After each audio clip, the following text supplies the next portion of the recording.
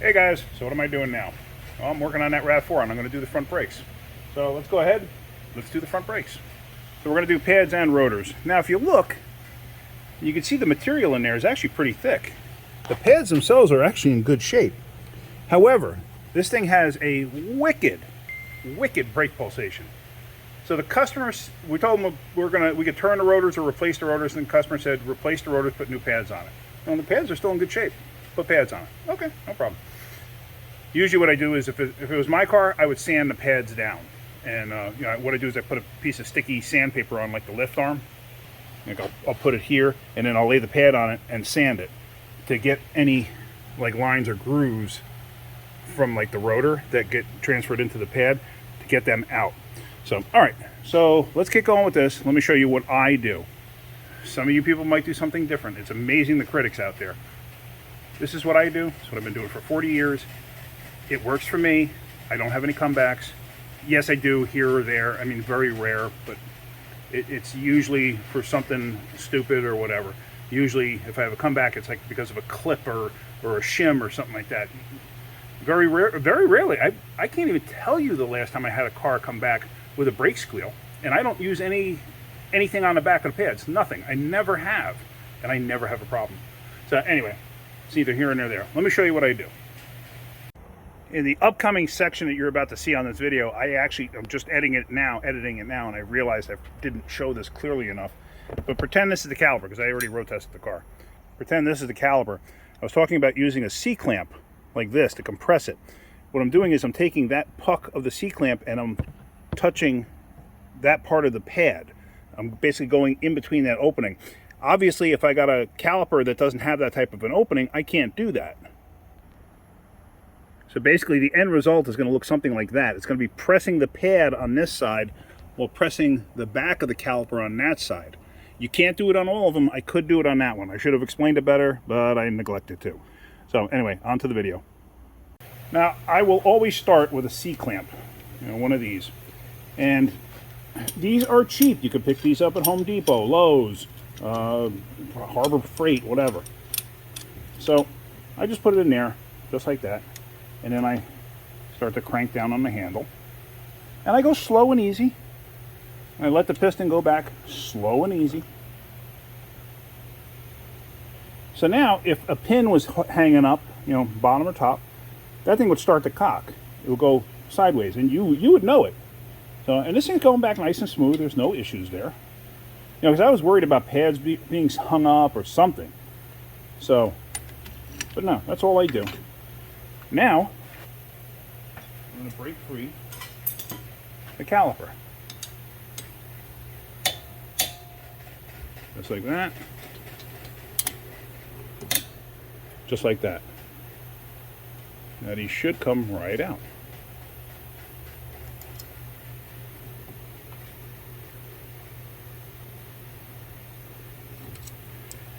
Now, you really should hang the caliper from something.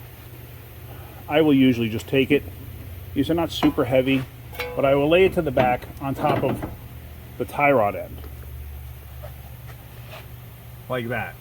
There's no tension on the hose or whatever. If you don't have that ability, you're going to want to get something and hang it from like the coil of the strut. So this way you're not putting tension on the actual brake hose. So there's the brake pads. And they feel okay. They're sliding okay. I mean, a little tighter than I think I would like, but it's not terrible by any stretch of the imagination.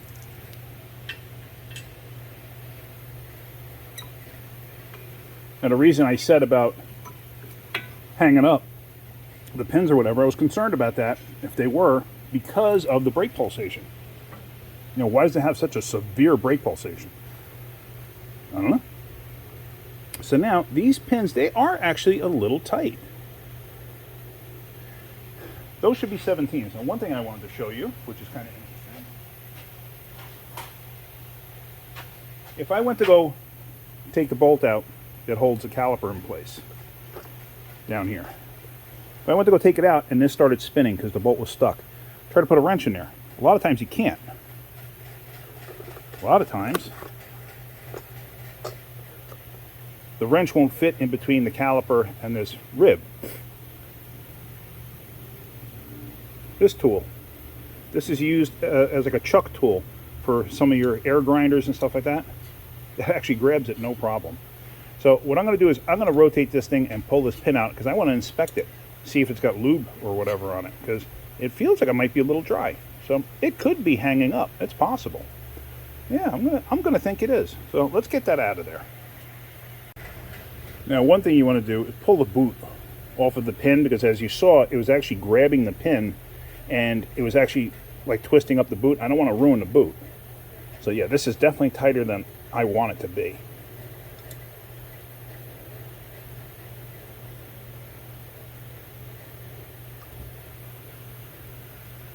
It's pretty dry. Oops, sorry. It's pretty dry. There's almost no lube in there. So, all right, the boot itself should tuck inside. So, that boot looks okay. I'm going to do the same to the top, and then we're going to get that caliper bracket off, and then I'm going to clean it. So I got the upper one out, and let me tell you, that grease is just like, it's like sticky, like really hard stuff.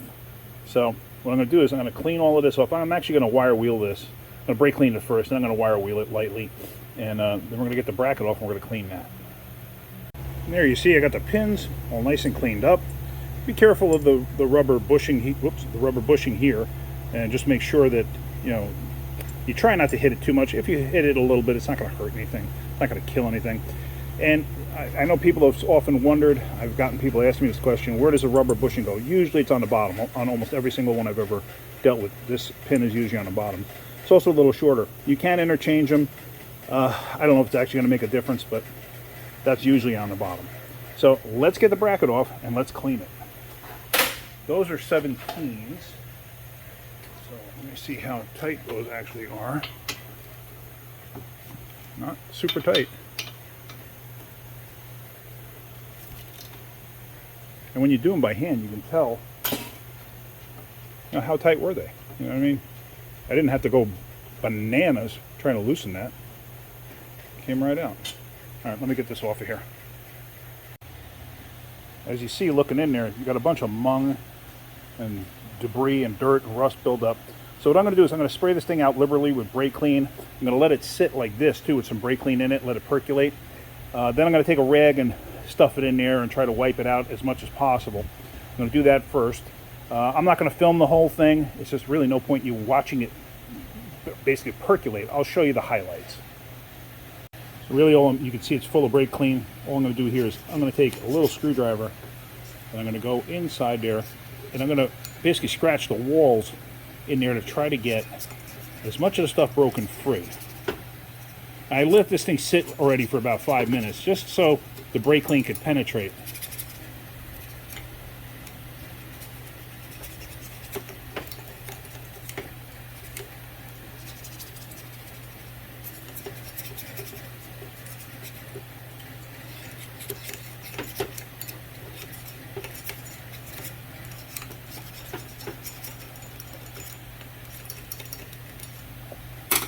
All right, let's see what comes out.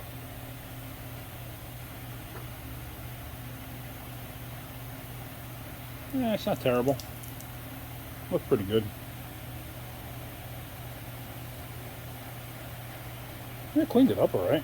Now what I'm going to do is I'm going to take a rag and act like a Q-tip, stick it in there and twirl it around. Now you can take the rag and just stuff it down there with a screwdriver too, and work it back and forth that way. And then usually what I'll do is just twist it.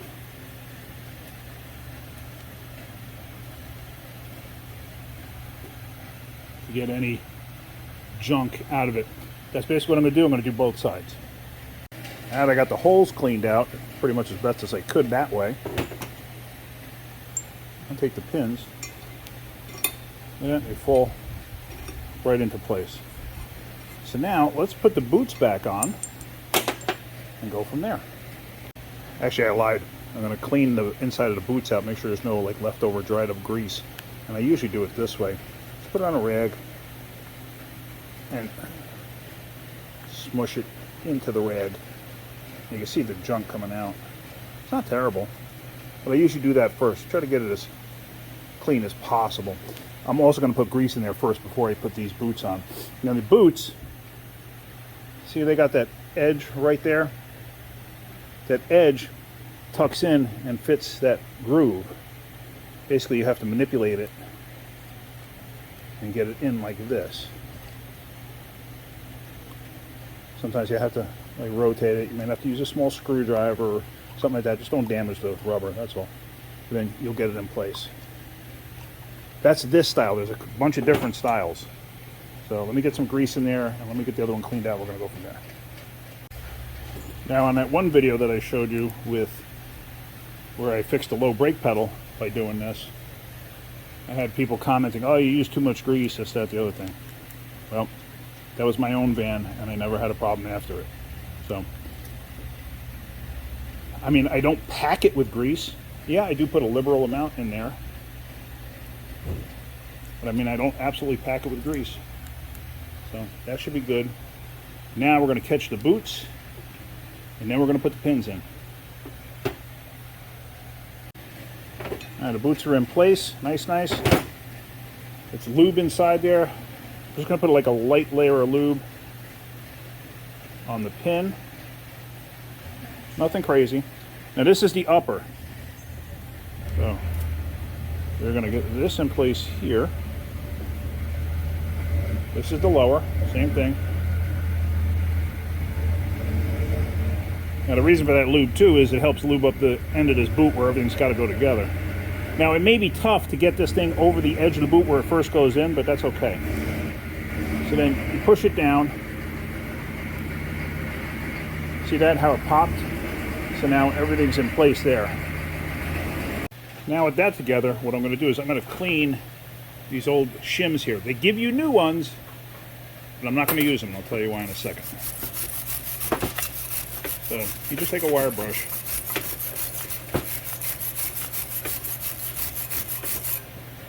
Get everything reasonably clean.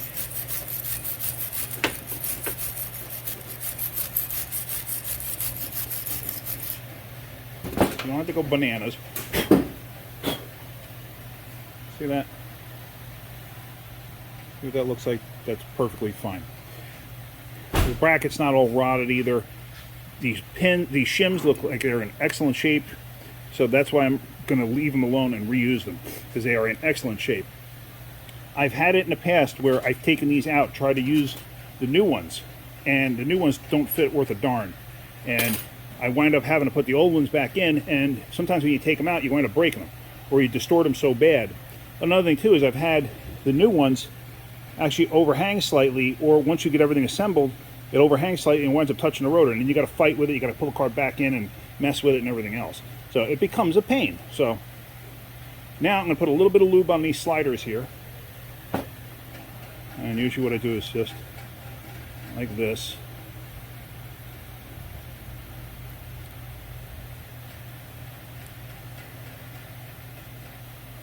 There again, you don't have to go crazy. All right, so that's all set. Now, we're gonna take the rotor off, and the rotor, actually, I'm gonna have to knock it off.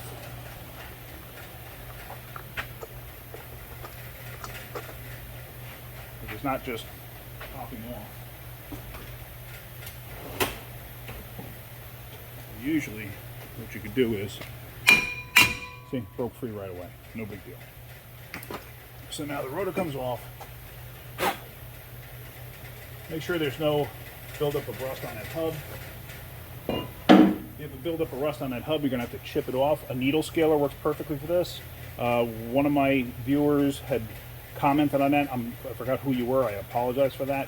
I'd have to look all through the comments again, but I did see somebody did recommend that, and yes, you're absolutely right. A needle scaler works perfectly for that. So now we're going to get the rotor on. Now the rotor has an oily coating on it to protect it during shipping. Yeah. So what you got to do is you got to get that stuff off of there. So get yourself a clean, fresh rag. This is a clean, fresh rag. Paper towel, if you got it, that works excellent too. I just don't have any paper towel. I've heard people say in the past, oh, don't use the shop rag because you could transfer oil over if there's oil on the rag. Yeah. I guess it's possible, but I have never had an issue. Now, another thing too. See how this has got the coating on the hub here? I've seen some rotors that come through with a coating all the way on them, and I've watched people actually clean the coating off. They'll take like a whiz wheel and clean the coating off. Don't do that. Assemble it with the coating and the pads. It's meant to be like that. The pads will actually wipe that stuff off, and it keeps the edges from rotting because it's basically contoured exactly to the brake pad. So let's get this on the vehicle. Now, one thing I always do when I put the rotor on, I will take a lug nut, and if I have to put it on backwards, I'll put it on backwards. So I'll put a lug nut on. Sometimes I'll put a large nut as a spacer, and I'll drive the lug nut in. Actually, that's a little tighter than I anticipated. Hang on a second.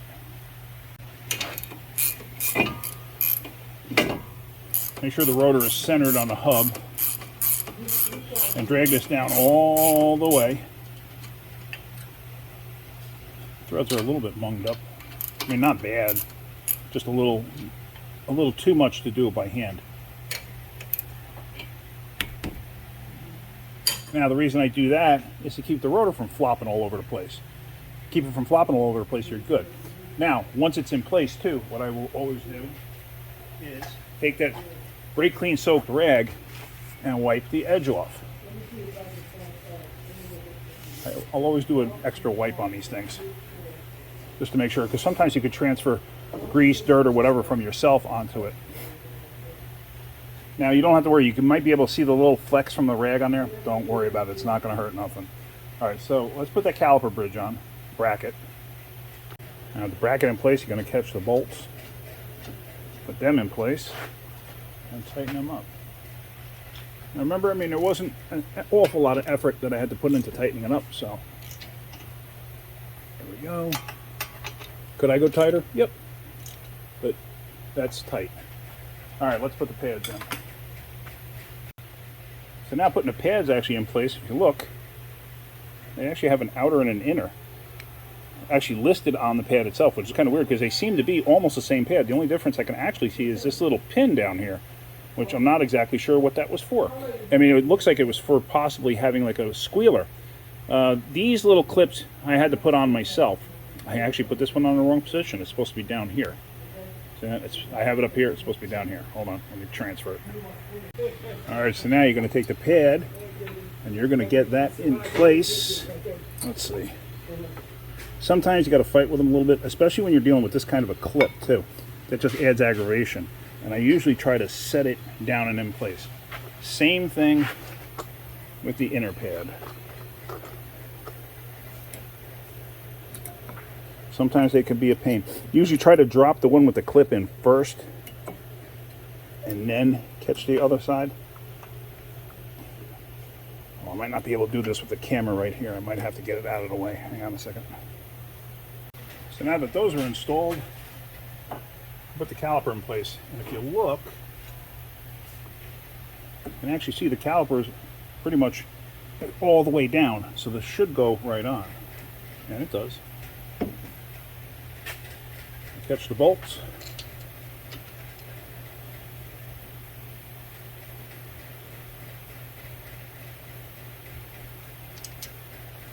If you forget, like if you get called away, you forget if you tighten something, always double check everything when you're dealing with brakes. Can't tell you how many times I've seen bolts fall out on cars because people forgot to tighten them. I've seen it one time where the bolt fell out on the top. It was on the back, so the caliper actually fell out, caught the rim, jammed into the rim, and actually busted the rim. You know, so they wound up with a blowout.